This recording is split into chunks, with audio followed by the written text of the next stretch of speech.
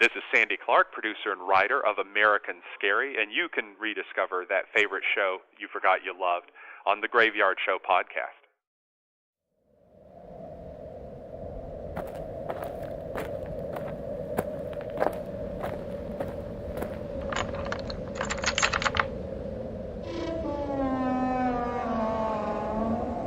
Welcome to the Graveyard.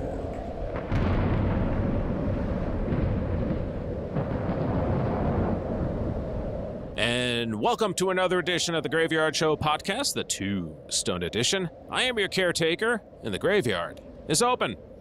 Horror hosts, who are they? Where do they come from? What do they do? What are they? Where are they? Who are they? Why are they? Okay, now I'm just getting stupid, but horror hosts will be my topic over these next few shows as I begin rolling out phase 2 of my interviews that I'm revisiting for my 2009-2010 podcast. And I thought, what better way to dive into the topic of horror hosts than by revisiting my interview with producer-writer Sandy Clark as we discuss his film, American Scary. It's a documentary about horror hosts.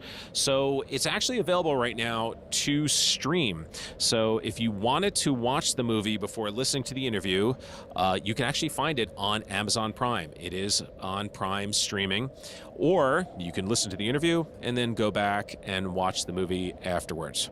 Either way, you should definitely check out the film, and I'm leaving a link on my show notes for you to get there directly, either before, during, after, whenever you feel like watching the movie.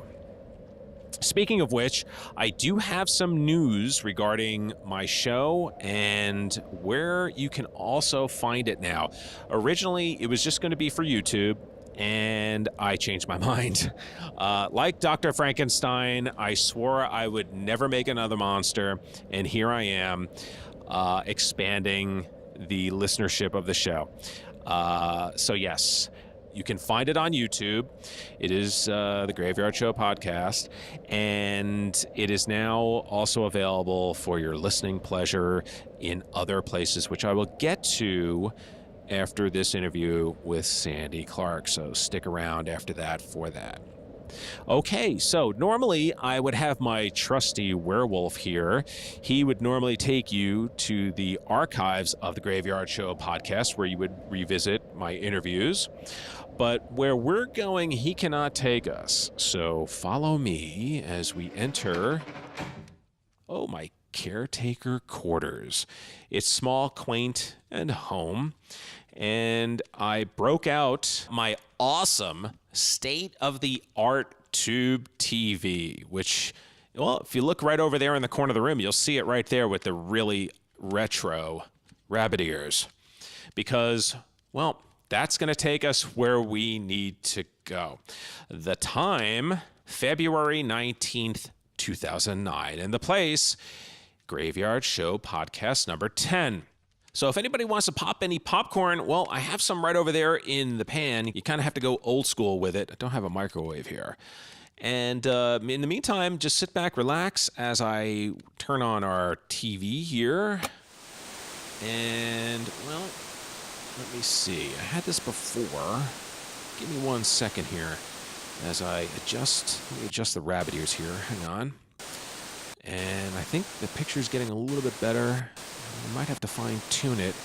I think we're just about there. And as you can hear in the background, the gravediggers are telling me it's time to hear from my guest, Sandy Clark, producer, co-director of the film, American Scary. Well, let's find out how scary it really is.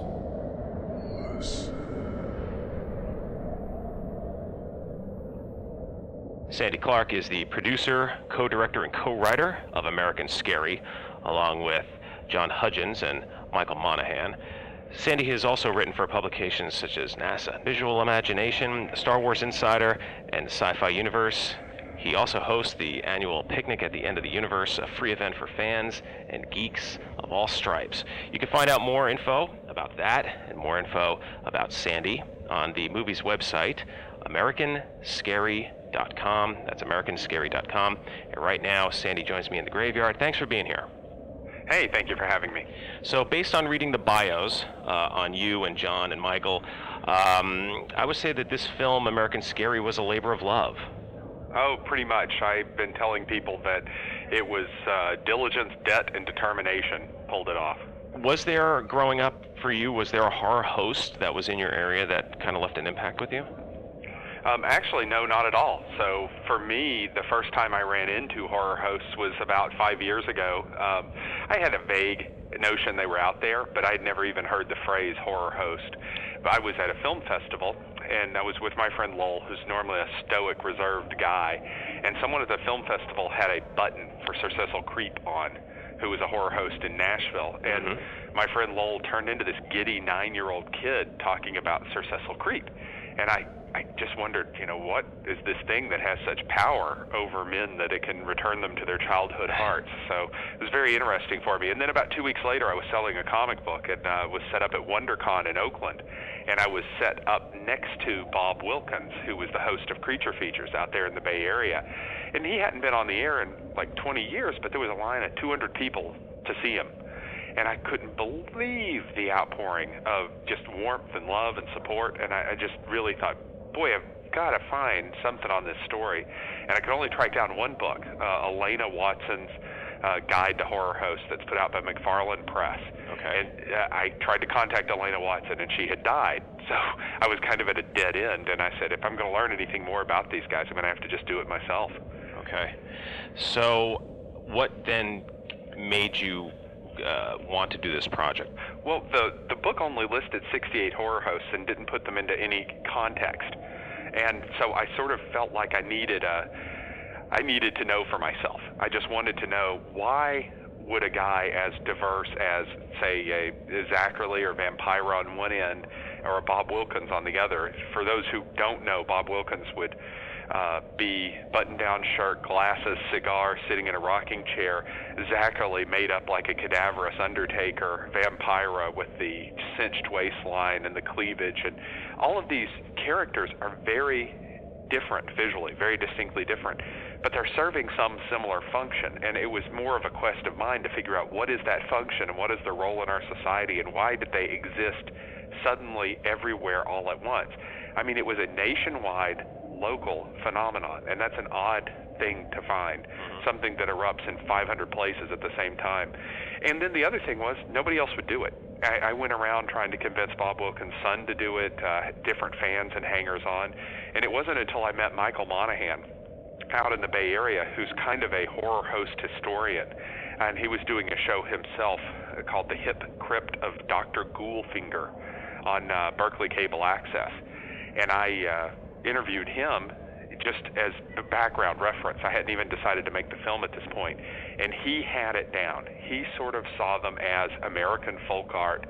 They were like jazz, a truly American art form. And when he said that, it clicked for me, and I said, okay, I'm going to make this film. So what's interesting is that, especially back in that day, in the 50s and the 60s, for people that do remember this, of course, there was no such thing as cable television. There was no such thing as satellite television. Everything was pretty much, you had lots of local programming and some national programming. So it is interesting how something like this sort of caught fire from one end of the country to the next, with very different personalities, yet sort of the same similar sort of attitudes, I would say, right? Right, and it was because they were all built on the same cultural landscape. It's like a pattern of the ubiquitous inputs of entertainment underneath them that supported them. So all underneath this landscape was a growing ecology. You had VHF programming. There was even no UHF at the time. So television stations would number from 1 to 3 in a market, 4 maybe. There weren't that many stations, so you didn't have a lot of diversity of programming to begin with. So there was a tight, narrow, sort of defined where people were watching. So you got all the eyeballs when you were on. And then they were built on top of radio, and before that, vaudeville and the stage era. So there was a certain kind of style to hosting that people expected. Radio shows had hosts. You had hosts who would introduce the skits in vaudeville. And there had been in the era of around World War II in the 50s, before the horror movies made the jump to television, there had been things called spook shows, where guys would take films around, Frankenstein, Dracula, they would do a magic show, maybe a faux horror sketch of some sort with the lights dimmed, where they would scare and spook their audience with all sorts of stage magic, and then show the creepy movie. And these were making the rounds. In fact, after they were released in the 30s, this is how most people saw Frankenstein and Dracula before they hit television, was at a spook show in that sort of vein. And so that whole spook show racket really laid the groundwork for how these characters were going to behave. So in every market, when they looked around for a model of, we've just bought this package of horror movies, the Screen Gems package that became available in the late 50s, how are we going to put those on TV and lighten them up a bit so that parents won't be upset that their kids are watching, and fill them out so that they fit the length of the block of time we're going to put them in, and do all the things you need a host for. What's the model for that host going to be? And there were the spook shows and the radio shows, just sitting there waiting a model to be picked up. Now, what is interesting is that there was no exact model for someone to be a horror host. They seem to all come from diverse parts of either the entertainment industry. I saw one clip where Chili Billy was saying how one minute he was doing game shows, he was doing wrestling, and then all of a sudden he's, a horror host. Why do you think it was that so many different types of talent got involved in this particular job? Well, aside from being the most fun they could have on TV, it was a Wild West era of television. Things were not so corporate and buttoned down then, and you had to make do with the resources you had. So people saw themselves as entertainers first, and the current job they were doing second. So it's not like now where your weatherman is the weatherman, and he's siloed into that position, and that's all he does. Back then, the weatherman might also be the booth announcer, might also do commercials, might also be a character on one of the other shows. In this era, you still had some local production going on at stations. For example, in Philadelphia, Zachary got his start as an undertaker on a Western that was shot there. And then when they needed the horror host, he took over as Roland, the horror host, and then later moved to New York and became Zachary, and, the legend grows from there. But there was all this local production, and people had to be versatile to work in entertainment back then. And one other thing that's real common about all these people is this is the job they remember as being the best job they ever had. I didn't have a single one of them say, oh man, what drudge work. They all looked forward to it. They all put extra time in to make them interesting. They all spent more time on the props and more time having fun with it, because it was going to be more interesting than hosting the money movie or even a kid's show. Now, you get the idea to do this documentary. You sit down, you begin to plan it out with John and Michael. How did you go about putting it together? Did you start with finding the footage first, or were you more interested in getting the interviews first? Well, I was more interested in getting the interviews first, but before I could even take that step, I had not shot but maybe a handful of things in my entire life. So I knew I wasn't going to be doing the video heavy lifting. And I called John, who's a childhood friend of mine. We've known each other for years. And we had done some Star Wars fan films together. And in fact, he's a big Star Wars fan film buff and aficionado, going all the way back to Hardware Wars, the first sort of knockoff of Star Wars. Oh, yeah. And one of the things I had come across when I was first looking at footage Michael had given me was an interview with, I think it's Ernie Facilius, who did Hardware Wars on Bob Wilkins' show back in the day. And I showed him that, and now John is working on a documentary about the history of fan films. He's off on that path, spun off of this one. Wow. And so he's working on another movie right now. But that was my first step, was I didn't know how to do that, so find someone who knew how to do that. Find someone who was gullible, a good enough friend to actually get it done. And we basically said, well, we'll split whatever comes, and let's just go get it made. And so he and I ran around the country for a year interviewing people first, because we needed to find the story. We didn't know the story. It sounds well thought out and articulated now, but we were in pure exploration mode. And as we went around, we just asked people for footage. If you've got footage, send it to us. If you've got footage, send it to us. And we collected way more than we needed. I think that we are probably close to 10 to 1 or greater in the number of minutes we collected for the number of minutes that made it onto screen. Wow. And we've got hours and hours of interviews that just didn't make it that we hope to trickle out onto YouTube and archive.org. Or maybe you can package American Scary 2. Yeah, well, we've thought about the extended multi-DVD set with all the footage, but for now, we just get the movie out there, and then we're going to tease people and dribble out these other little things so that when there comes up a moment where people want to talk about a given host, we might have something that we can share that would be new and fresh at that moment. And also to get some of the stuff out there in mass so that people can do something else with it. I've got a real strong desire to put some of this stuff up on archive.org if we can get all the permissions from people to do that. And for the footage we shot, for the interview footage, I think that it would be neat to put up the entire interview, for example, with Malin Nurmi, who played Vampira, and make that available to the world so that everybody can get access to it and people can recycle that into their, projects and such. That would be fantastic. It really would. Was it difficult tracking down all the horror hosts? Yeah, and in fact, it was harder than you can imagine for some. The number one question I get about the movie is, why wasn't host X in there? And it's usually a compound question, quickly followed by, don't you know that host X was the greatest horror host that ever lived? And there are two answers to this question that dovetail nicely together. The first is, whatever host you were watching when you were 12 was the greatest horror host that ever lived. And that's a true statement, no matter who we're talking about. So whoever you saw when you were 12, you thought he or she was it. And they are going to have made an impression, and you're going to think they were the greatest ever. And we found 300 hosts now that you can look up on Igor's Guide to Television Horror Hosts. It's a wonderful website. And 300 hosts. So it's not like we could get them all, no matter how hard we tried. Now that said, the ones that seem to be iconic, influential, or important, I made a real effort to try to get, especially to cover the different regions of the country. I wanted to make sure that every region of the country was kind of represented in the film. Sure. But there was a mixture of things you needed. You needed people who had seen the show, fans, to talk on tape. You needed the host themselves or someone who could speak for the host. That meant that it either had to be a relative or someone close for the deceased, or a tape if they were dead. And then you needed to have footage of the show. And unless we had all three things, the fan, the host, the footage, it was very hard to put together a section of the movie about that host specifically.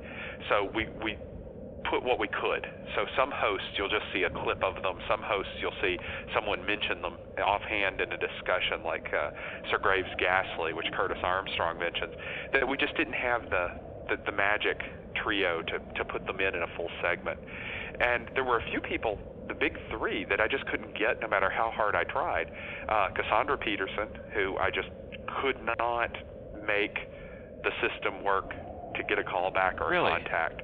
Yeah, going through agents and I would have managers. Thought, I would have thought she would have been real easy to get. Walked up to her at a convention twice. I did and John did, trying to convince her to do it, and it was always, well, contact us later, and yes, we have, but, and so no matter how hard we tried, and I don't think it was malice or ill will on her part. I really think it was just she didn't know what it was, and how many times must she be approached by fly-by-night productions doing things, and so we just didn't get above the static. The second big loss for me is Rich Coase up in Chicago. He played the current Svengoolie. Now, I had the original Svengoolie, Jerry G. Bishop, in there, and I have footage of both guys, so I was able to tell a nice story about how the son of Svengoolie followed him and now just goes by the name Svengoolie, and was able to work Rich's story in there, but I couldn't get Rich, no matter how hard I tried. TV station wasn't sure about us, and we got sort of lukewarm responses and never could arrange a time, and so it just didn't happen, even though that was like one of the big ones I wanted and didn't get. And then the third one that just I'm absolutely crushed not to have been able to include is Morgus the Magnificent. He came kind of out of being absent for a while around the time we were making the film, and started doing appearances on Coast to Coast AM, a late night talk show. Art Bell's show, Yeah, well, George Norrie, who followed Art Bell, was a big fan of Morgus the Magnificent, and so he would mention Morgus, and I was emailing Morgus's website. I was emailing people who said that they knew him online. I was emailing George Norrie, and people were saying, oh, well, I'll pass the word along, and we never heard back. So at some point, you shut down the production and say you've got what you're going to get, Sure. and you move on. And those are 3 of the ones I didn't get in there, but they're by no means the extent of the ones I wish I could have gotten and didn't. Like there was a guy, Christopher Coffin, in Flint, Michigan, I would love to have had in there. There was a guy named Dr. Paul Bearer who did a syndicated show out of Florida. I would love to have had him in there. He even had a drag racing hearse for a while. Oh, wow. You know, there were just great bits of Americana. Sammy Terry in, I think he's in Indianapolis, but here in, you know, the Midwest where I live now, I would love to have had Sammy Terry in there. There's a Graveyard Theater crowd, I think it's called. They do a show, and they're in the Midwest. Yes, and that's right, just, yes. And so there was just these groups of people that I really wanted to get in there, but by the end, I didn't have the money to keep going and make another trip to the Midwest to grab those last few, and so we just said, oh, let's just go with what we've got, you know. So so when did you start shooting the project? We started shooting in 2003.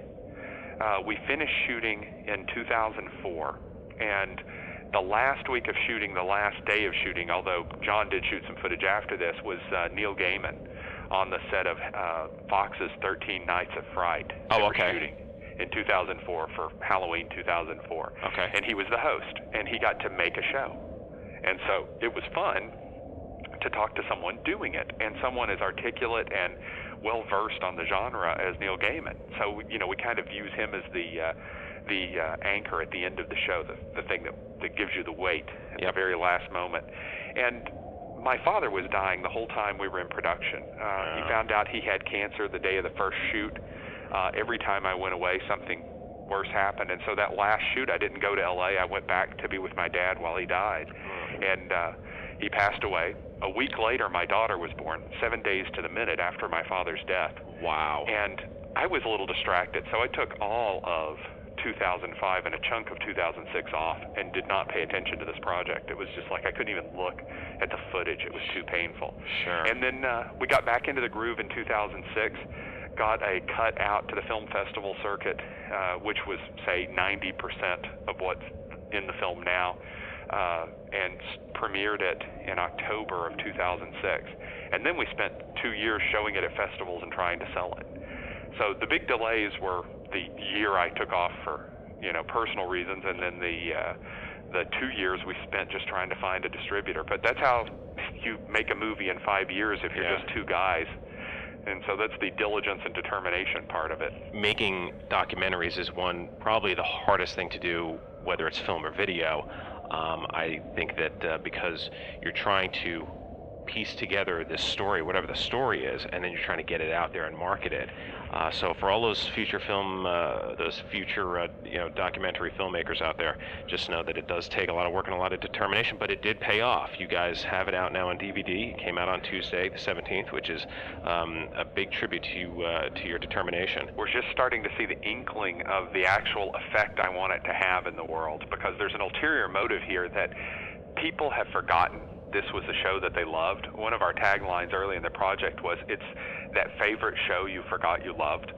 And we're starting to see the resurge and interest. Like, I've been doing the whole Google Alerts thing, seeing where it gets mentioned. And somebody had mentioned, a friend sent me a link to this documentary, American Scary, and I started thinking about so-and-so, and I've gone out and I'm doing some research and I'm scanning in all this stuff I had of them, and I hope to put it up at the end of the week.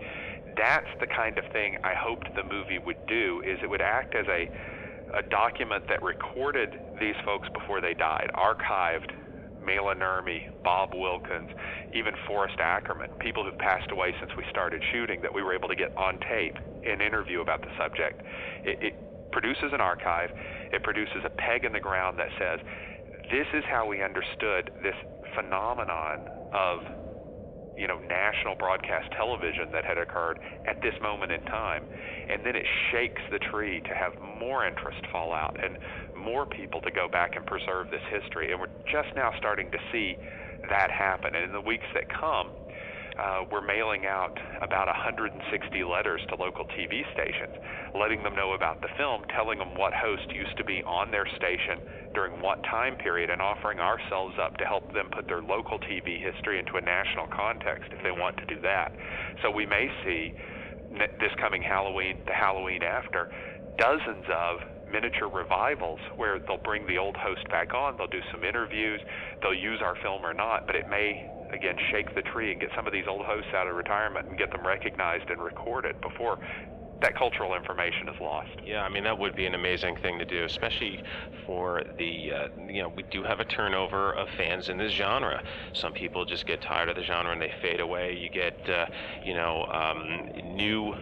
new blood into the genre that are only looking at the films and TV shows of today, and to them, X-Files, even though that's sci-fi, but they look at a show like X-Files and they go, oh, that's old.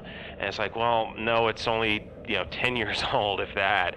You got to kind of go back a little bit more to really understand what it is that has helped create the foundation of the horror genre. And it's the German silent films, it's the 30s Universal horror movies, it's the 50s B movies, the drive-in theaters, and the horror hosts of early days of television is a very important part of the history of the horror genre. And I'm glad that you and John and Michael went out and made this film. In a way, you guys are like me. You've become a caretaker of this horror history, this television horror history.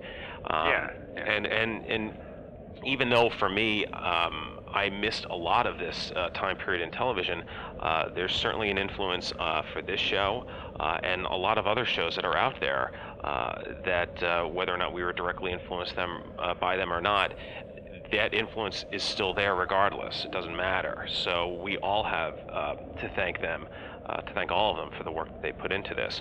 Speaking of the revival, I don't know if you're aware, but Zachary was brought back last year in New York, WPIX in New York, which I grew up in Jersey, so I know it very, very well.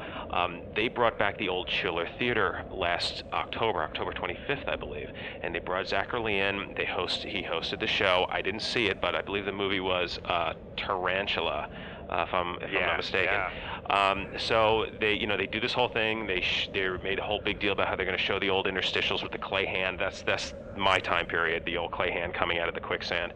And then the Chiller Theater opens from Zachary's days, and they were like, oh, let us know what you think. And they have this whole blog for viewers to write in on, and I just checked it out before we started talking, and the viewers are really upset because they're not being heard. They're writing into WPIX saying, we loved it, we want it back, and nothing is happening. Yeah. One of the things that this production convinced me is that the model of the few controlling the wishes of the many that's in broadcast television is dead and rapidly dying. Much like the fictional subject matter of the shows themselves. And there's a real strong anti-corporate DIY spirit amongst a lot of the hosts that are doing their shows now, and they're doing them through cable access, they're doing them online, they're just putting a show together because they want to produce a show, because there's stuff that they want in the world, well, I guess much like your show, that there's no commercial model that can understand and put that out there. So you end up having to do it yourself. And I just think that when you watch like what happened with the writer's strike and how much creativity came out of unleashing a bunch of people from their expected day job for a while, and then things like Dr. Horrible sing-along blog came out of this, Strike TV, the script writers all started doing their own sketches and pieces and putting them up there. If the corporate television world and the corporate broadcast world isn't careful, it's going to make itself irrelevant by ignoring the wishes of the many. And it's a dangerous thing to watch, but I was up there for the Coney Island Film Festival. We showed the film to a sold-out crowd last year, or maybe it was the year before. It was around that time, and they were mentioning, though, that Zachary was going to be back on, and I was talking to Paul Scrabo, he does a lot of work with Zach and has a lot of his footage and archives things and has produced some tapes for him. And in every town, in every place you go, there'll be that one guy who kept the flame.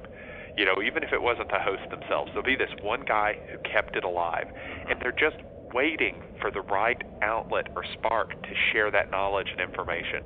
So, you know, it's something that if your station's not doing it, just get someone and do it yourself. So many of these hosts do their shows out of a garage, and they're having as much fun as the hosts had back then, and frankly, they're probably making about the same amount of money, which is to say nothing.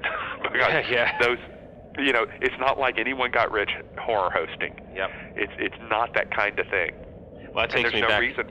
Yeah, I'm sorry to interrupt. That takes me back to Sure. a quote that I had seen from your a piece that I'd seen from the film where Vampire was talking about how her take-home pay back then was $59.60, and it all went to taxis and makeup. I mean, it was such a great quote because you sit there and you think, wow, you know, they must have just cleaned up. They must have made so much money, and it's like, not necessarily, but they did it because they loved it, and it was such a great job. Yeah, the landscape changed too because of these people.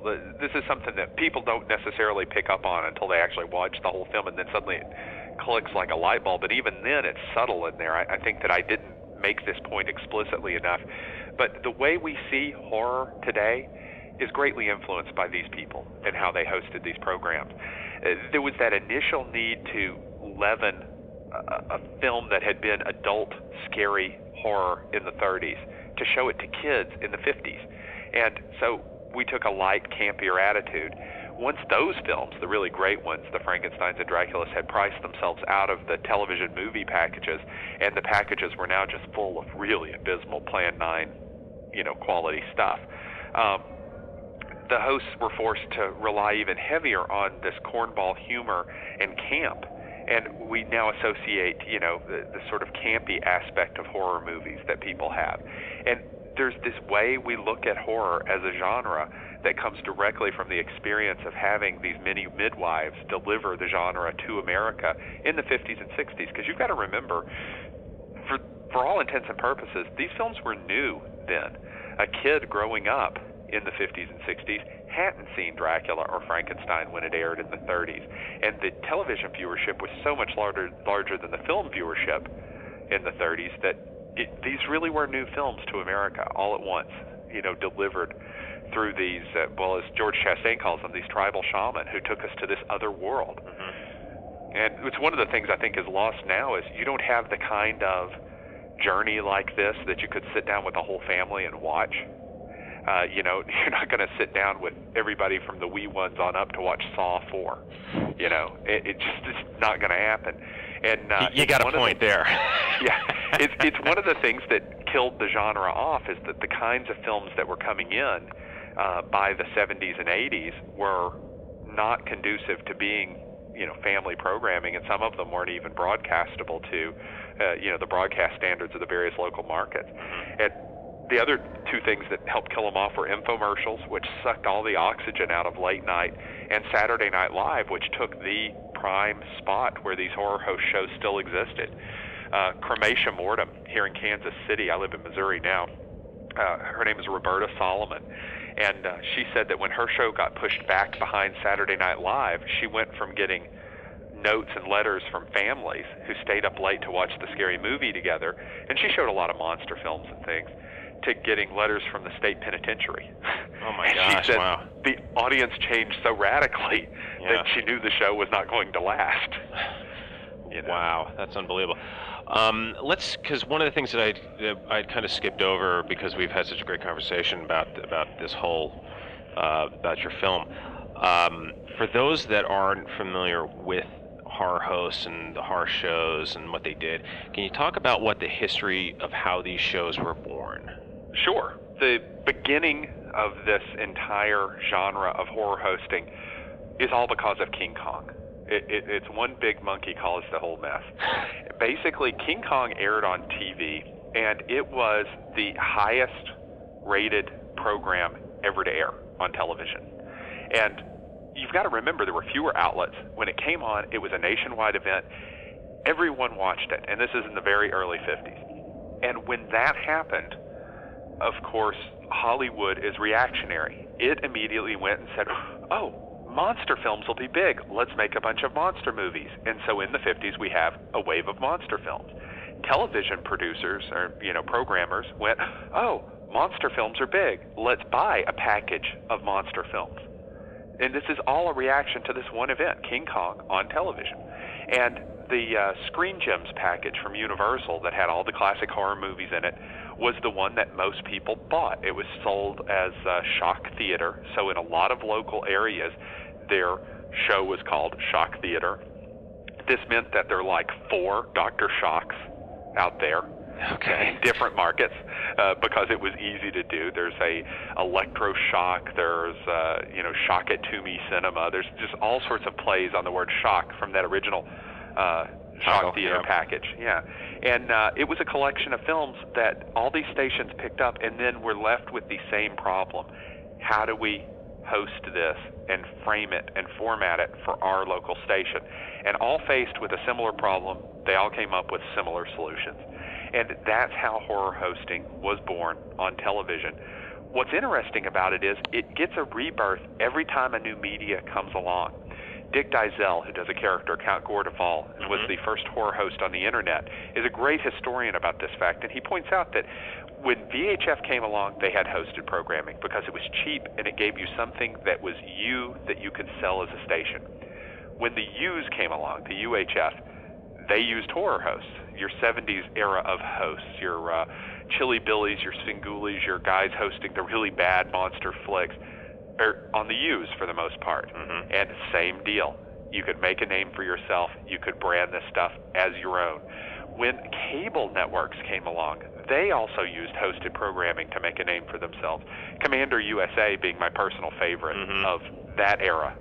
And then cable access stations would have guys who really held this in their hearts and came out to do their own show, but it became a way that you could have something that was unique to your cable access station and interesting. And now the internet, it's kind of self-branding your own brand when people come out and do their show. And again, every time there's a new media, these horror hosts come back. They're like zombies. Romero would be proud. Yeah. Now, you had one of your interviewees on your in your film, Frank J. Dellostritto, I hope I'm pronouncing that correctly, who's a genre historian. He spoke about how he felt that the great age of the horror host was in the late 50s. Why was that? Well, it was that chance to show these films to America for the first time. You never get over your first kiss, whether it's from a vampire or not. And it was that moment when people saw all of these films, and there were still some of the classics in the package. They hadn't been weeded out because of their popularity, and people were getting exposed to it for the first time. It could still be family entertainment, and often was. And it was a time when we had a large number of youth in the baby boom generation watching television, so it made an impression on a large number of people all at once. You had fewer other media choices. It's not like today where you would be fighting with blogs, YouTube, texting, World of Warcraft, and 400 cable channels, plus Netflix and local movies that are playing in your local cinema for their attention. There were fewer choices, so they could have a bigger impact because of that. And then the subject matter itself, like I said, these films were really powerful, and they explored part of your psyche that you would end up talking about later. You could get together with a family and watch a Three Stooges cartoon, but you were not likely to be talking about that Three Stooges cartoon the next day, or Three Stooges skit. A horror movie, you might be. You might be asking the question, was the mob the monster, or was the monster the monster? You might be saying, what are the implications of this? Do people change their nature? When horrible things happen to them, there was, life and death and really deep concepts. So that really is the golden age. And there's a certain romance to black and white TV, the early days of television, and all of this stuff that goes into it to make it a real halcyon day. Now, that's not to say there haven't been great hosts since. And I think in every era you can identify 2 or 3 guys that brought something special to it and changed the game, for that era of hosting. There were some interesting similarities that I caught between the hosts. Some spoke about how when they got their shot at doing a show, they did basically their entire shtick in the first show, and then when they realized that they were coming back week after week after week, they were kind of like, well, wait a minute, what, I used all my material. And then you had some others mention how they didn't think that the shows would last. So it's pretty ironic that you have different people coming from all these different walks of life, all sort of having that almost same sense of failure, or that it was a time-limited job. Yeah, it was this moment of sheer bloody terror, and every single one of them, it hit them at some point. The woman who played Stella, the man-eater from Maniac, when she took the job, she didn't know she was going to have to write the thing. And so suddenly, I've got to come up with a script. And she wrote a whole script for the show. And they treated it like it was a Saturday Night Live. They wrote it as an ensemble. They built skits. They built sets. They designed it to have a flow to an episode that would tell stories, and regardless of the movie. And, think about hitting that from flat-footed, I didn't realize I needed to bring a script to the shoot, and getting to the point where you're producing a local version of Saturday Night Live every week. Mm-hmm. On a very limited budget. Yeah, well, no budget at all. Yeah, In fact, one of the things that Stella said is they bought an inflatable sex doll because it was like an extra cast member. And so they could use it, dress it up, and move it around as a prop cast member. Oh my God! Well, I saw Zachary had mentioned that his wife on the show, and they couldn't afford another cast member. Yeah, same thing with Marvin in Chicago. Since they weren't going to pay her, they never showed his wife's face. So he was always doing something horrible to her, tying her to railroad tracks or pushing her off a bridge, but you never saw her face because she couldn't actually be in it. And what's amazing is that it caused such creativity and such imagination, not only for them to create it, but for us to kind of go with them on this journey. And here we are, 50 years later, 30 years later, we're still talking about that. Yeah. And this is an age where it's all CG all the time. Yeah, there was something special about doing in-camera effects and being forced to be creative and make them work in the space you had and the time you had. And it asks a different level of creativity from you, and it asks creativity of a much wider group of people. Although films are still communal projects when they involve a lot of CG and a lot of effects work, that tends to be and we're going to have the effect of the flying horde of bats here, and that's going to be produced by, our effects troupe here, and here's a picture of what it's going to look like. Now they're going to go off and do it. Well, when you were doing a horror-hosted program that was live in camera back in the 60s and 70s, your flying horde of bats was going to be your guest and the cameraman and 4 other guys with a stick with rubber bats slinging them through the set. Yeah. Everybody had to participate. There was much more hands-on. Yeah. It just made for a different feel. And certainly a lot more comedy was infused in these shows to kind of not only, I'm sure, keep the show moving, but really, like you were saying earlier, to bring some sort of lightheartedness to it, especially when you have, the entire family watching it. Yeah. There's a guy in Ohio, Columbus, Ohio, the last time I checked, but I could be wrong about that, named Kevin Scarpino, who does The Son of Ghoul. Mm-hmm. And he did, for a while, a game show. Here's the Son of Ghoul hosting a game show. And he did a game show for a while, and I went out to a shoot of the game show. And we drove and drove and drove, and it was one of those studios in a field next to the broadcast tower, away from everything. Yeah. And we got out there, and it's dark, and I'm stumbling in, and it's cold, and I'm thinking, man, nobody's going to be out here. I haven't seen anyone for miles. And I got in the studio, and the place is packed.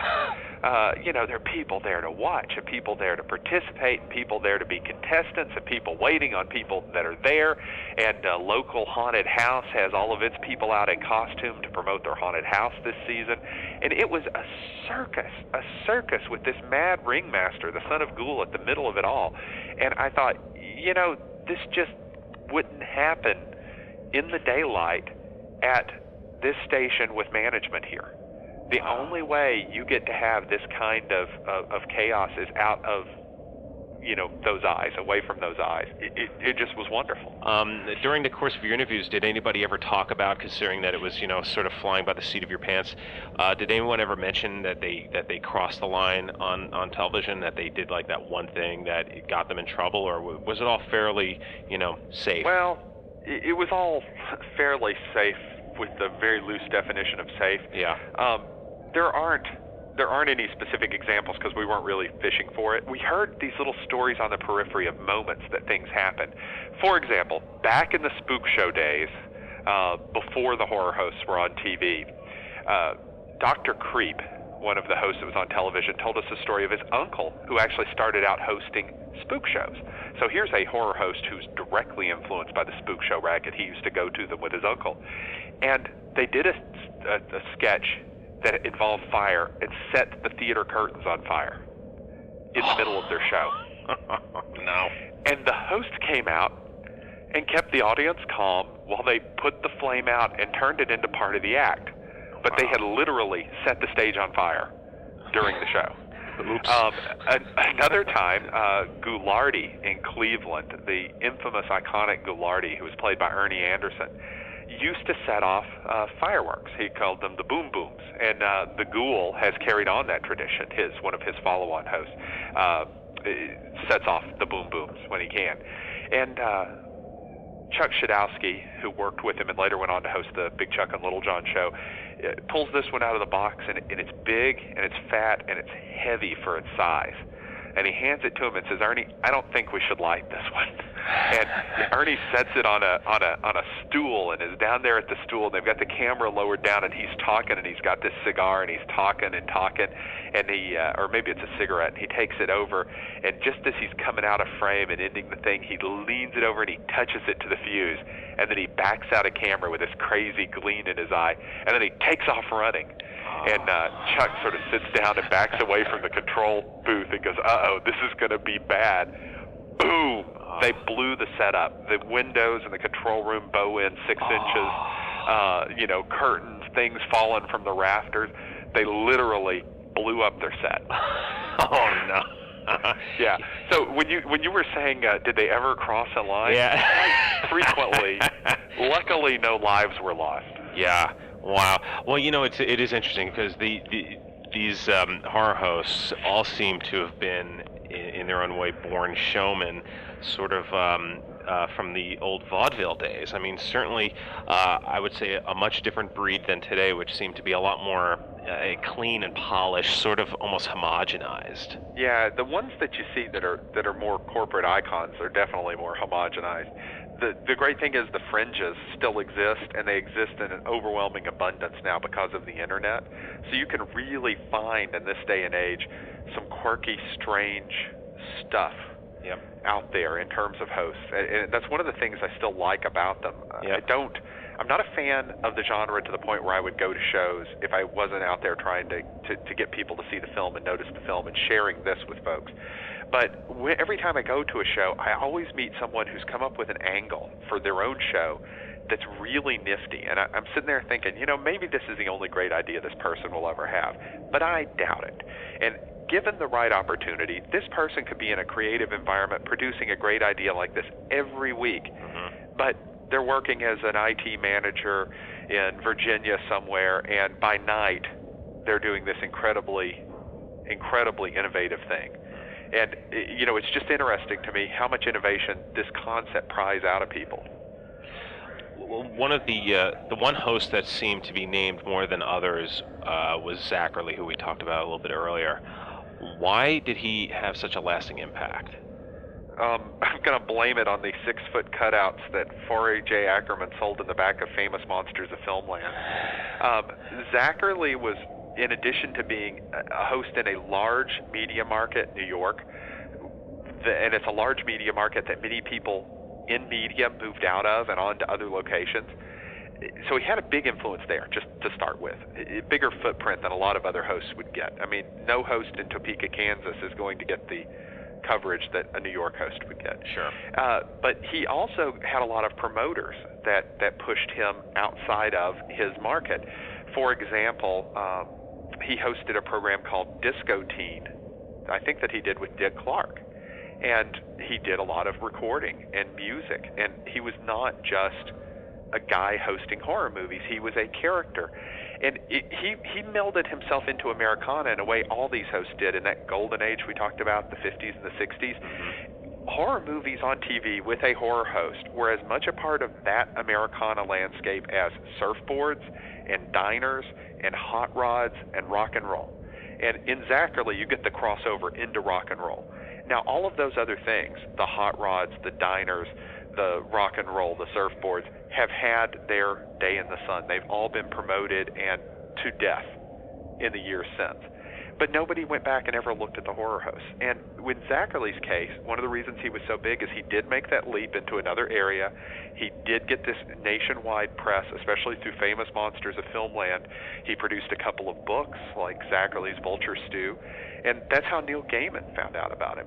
He said he had never seen a horror host, but he knew of horror hosts because of guys like Zacherle. And it was just really being out there. Morgus the Magnificent is another one that had a very large footprint. He was the first horror host in a motion picture. And he made a massive footprint for the things that he did back in the day. And, now he's on Coast to Coast, so people have heard of him there. And so each of these guys, if they had their moment in the sun, would get a little coverage. But with Zacherle, I think I'm just going to blame it on the 6-foot cutout of Zacherle you could order out of the back of Famous Monsters of Filmland alongside your 6-foot cutout of Frankenstein's monster. Well, now with the birth of the internet or the popularity of the internet as it is, and with websites like YouTube, there seems to be a greater demand for nostalgia. Why do you think we're finding ourselves going back to that particular period of time? I think we always did it. We just didn't have the resources to do it so obsessively and completely. When I started working on the film, there weren't as many nostalgia fan sites up for hosts as there are now. In fact, when we started on the film, Elena Watson's book had documented 68 horror hosts.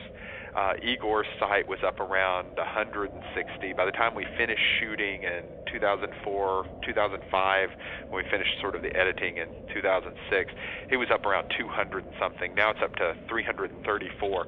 All along the way, the number of these hosts has grown, and along with them has grown just a plethora of sites dedicated to them, clips on YouTube, everything. And that's not just hosts. I mean, it's happened for Pez dispensers, Hot Wheels cars, anything that people could obsess about. So the question you're really asking is, why would we want to go back and look at our past? Mm-hmm. Why would we want to have nostalgia itself? And people are always going to go back and look for the good in their past and try to replicate it in the present. Mm-hmm. Now we can just do such a high fidelity job of doing it with the internet, where you can have every piece of minutia that's what people are going to do. People love to collect and share the things that they loved, and when you get 6 or 8 of them together and obsessed, they can really change things. Yeah, I know I'm a big sucker to looking up the old TV spots and trailers for 70s and 80s movies. I'm a big... Yeah, I'm kind of a sucker for toys, spots for toys. Okay. Look up the old toy commercials and go, oh yeah, man, I remember that. Yeah, I know. It's some great stuff. And that's, I was explaining on my show last week that I think for those of us that grew up, in the 60s and the 70s, and maybe in the early part of the 80s, we didn't have that instant access. We couldn't watch a cartoon on ABC or NBC and then go, hey, you know what? A day later, go, I want to watch that again, and go online, and bam, there it was. We had to really... Right. We either had to remember it or catch it on a rerun or maybe videotape it. And I'm curious if this generation really is going to have that sense of nostalgia. I guess they will, because I think it's just something that we have as people. But I'm curious how if it's going to be a little different or not, because it's very instantaneous now. Well, it's a basic human behavior. I sometimes wonder if it won't happen on faster tracks. They'll have nostalgia for things that happened 5 years ago. Yeah, yeah, true. It'll just be a tighter circle.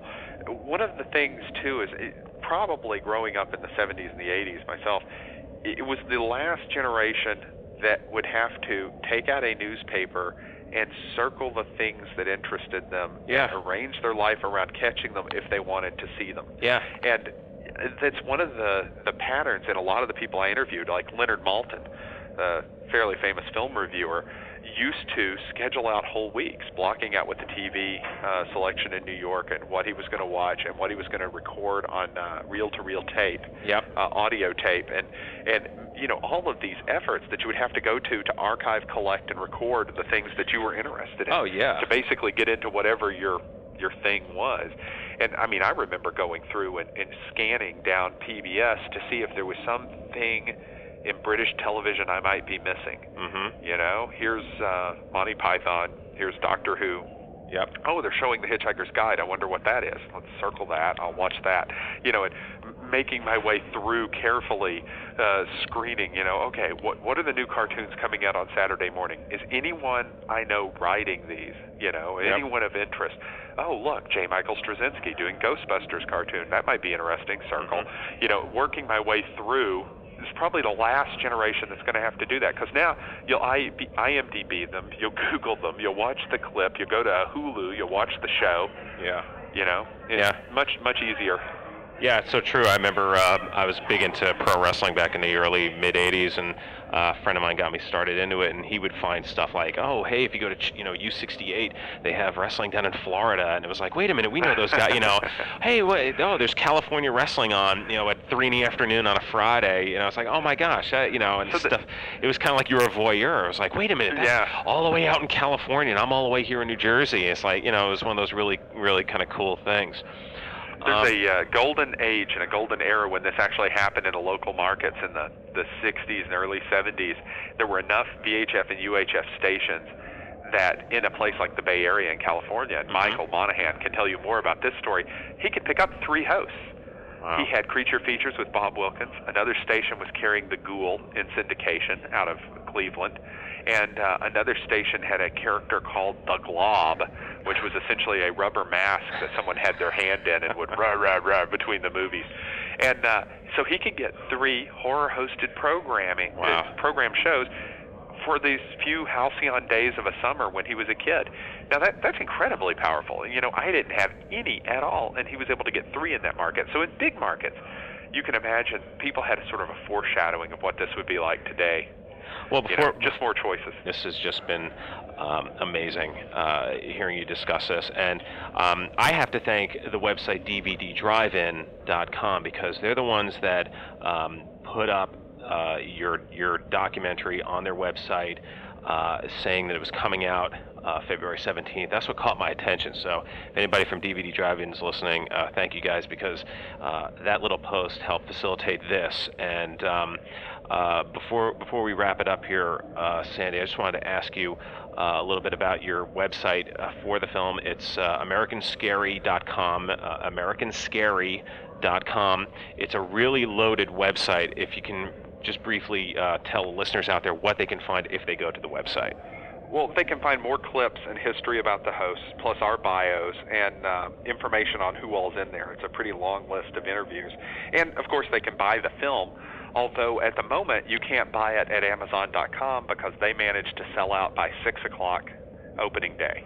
Wow. So, I can also tell you for a fact that there is a major DVD distributor out here in Los Angeles, one of the supermarts. I walked in there and gone. It's already on back order. So the film is very popular. Yeah, and we're really pleased with that success. And again, what I hope happens is I hope this inspires people to flesh out their local host history and get it out there and shared with people.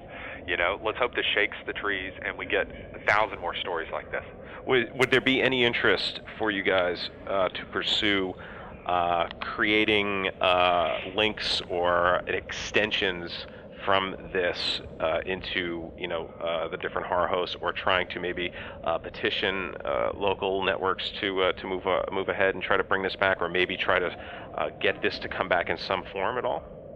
Well, we link out to some sites that do a pretty good job of that, and I think one of the places that you can go to get a real good overview of what's out there now and what was out there then is Igor's Guide to Television Horror Hosts. You could just Google Igor and horror host, EGOR, on Google. You'll pull up the site. George Chastain runs that site, and it's a great place to find a jumping off to hosts that are current. If you look for, I don't know if the Horror Host Underground is still operating, but if you look for things linked to Horror Host Underground, you'll find a lot of the shows that are going on now. And there are lots of lists and things that can keep that going. We try to point more to the omnibus sites that are going to point to everybody else and to the folks that were actually in the film than to everyone, because everyone is a chore. Like I said, Igor has 334 of them. And my attitude is when you find somebody doing something really well, don't replicate the wheel. Just point people to the wheel. Well, his name is Sandy Clark. He is the producer, co-director, and co-writer of American Scary. If I need to tell you what it's about after this discussion, then you weren't paying attention. Sandy, thank you so much for joining me in the graveyard. Hey, thank you for having me. Okay, well, welcome back. That was kind of fun, wasn't it? A little different. And call waiting. Really sorry about that, folks.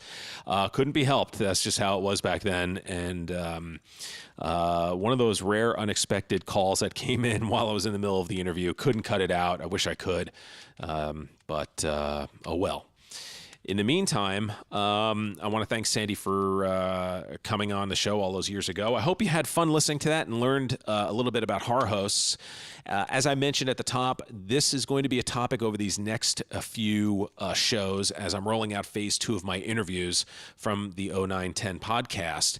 And I thought with Sandy just establishing horror hosts and with his documentary and the importance of horror hosts, I thought it was just the best way to get things going. So if you're new and you're learning about horror hosts and you really don't know very much about them, there's going to be several shows coming up regarding that. One of the names that you heard during the interview was Michael Monahan, and Michael did come on the program several times, and I will be revisiting those interviews very soon here on top of the interview that I did with Jason Hignite, who was the coordinator for the Vampire Tribute back in 2010.